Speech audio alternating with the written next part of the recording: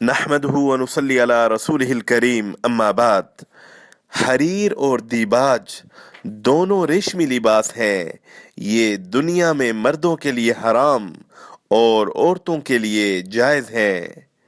सोने चांदी के बर्तनों का इस्तेमाल मर्दों और औरतों दोनों के लिए हराम है और ये कबीरा गुनाह है। हजरत उम्मे सलमा रदी अल्लाह अन्हा बयान फरमाती हैं कि रसूलुल्लाह सल्लल्लाहु अलैहि वसल्लम ने फरमाया, जो शख्स चांदी के बर्तनों में पीता है वो यकीनन जहन्नुम की आग अपने पेट में भरता है।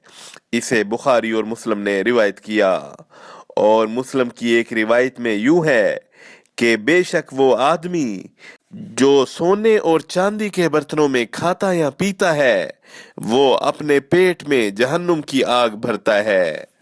हजरत हुदैफा रदी अल्लाह अन्हु से मरवी है कि नबी करीम सल्लल्लाहु अलैहि वसल्लम ने हमें रेशमी लिबास के पहनने से और सोने चांदी के बर्तनों में खाने पीने से मना फरमाया और इरशाद फरमाया कि ये चीजें दुनिया में काफरों के लिए हैं, यानी वो अल्लाह के अहकाम से बेपरवाह होकर इनका इस्तेमाल करते हैं, और तुम्हारे लिए आखिरत में है जो अल्लाह तुम्हें तुम्हारी नेकियों के बदले में अता फरमाएगा। इसे बुखारी और मुस्लिम ने रिवायत किया। पत्थर और पीतल के बर्तन इस्तेमाल करना जायज़ है।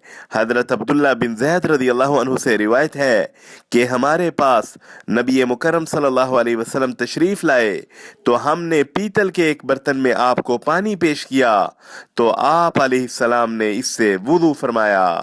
इसे बुखारी ने रिवायत किया। वसल्लल्लाहु अला नबील करीम।